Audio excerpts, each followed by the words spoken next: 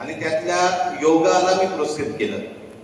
त्यात दिलेल्या ज्या योगाचे जे संदर्भ होते, त्यात योगाचं जे कंटेंट आलं आहे त्याला वेगवेगळ्या ग्रंथांचे मी कोट देत गेलो, संदर्भ देत गेलो. त्यामुळे श्रीमद भगवद्गीताचं योग गीता म्हणून मी ते प्रकाशित केलं. ते एक लेखक म्हणून, योगाचा साधक म्हणून ही माझ्यासाठी खरंच अभिमानाची गोष्ट होती. त्यात महाराष्ट्र योग शिक्षक संघाचं बरंच सहकार्य मला लाभलं. त्या संघाचा मी फाउंडर मेंबर आहे. त्यामुळे संघाने नेहमी माझ्या पाठीशी असलेले सगळे विद्यार्थी आणि मी त्यांचं तुमच्यासमोर आभार मानतो. पुन्हा एकदा नंदकिशोर पाटील सरांचा आभार मानतो. त्यांनी संधी दिली. अगदी कमी वेळेमध्ये त्यांनी पुस्तक प्रकाशनासाठी मला होकार दिला. मी फक्त त्यांना विचारलं की तुमचा कार्यक्रम होतोच आहे आणि माझ्या दुसऱ्या आवृत्ती पूर्णतः संपलेली आहे, मला तिसरी आवृत्ती प्रकाशित करायची आहे.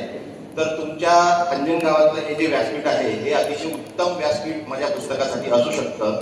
आणि त्यांनी एका शब्दात तो माझा सन्मान ठेवला, माझा मान ठेवला आणि पुस्तक प्रकाशनाची संधी दिली. त्याबद्दल मी त्यांचे आभार मानतो. पुनश्च एकदा विद्यार्थ्यांचे, तुमच्या सर्वांचे सुद्धा आभार मानतो. काल तुम्ही स्टॉलवर येऊन सर्वांनी ते दुसऱ्या आवृत्ती तुम्ही घेतली आहे.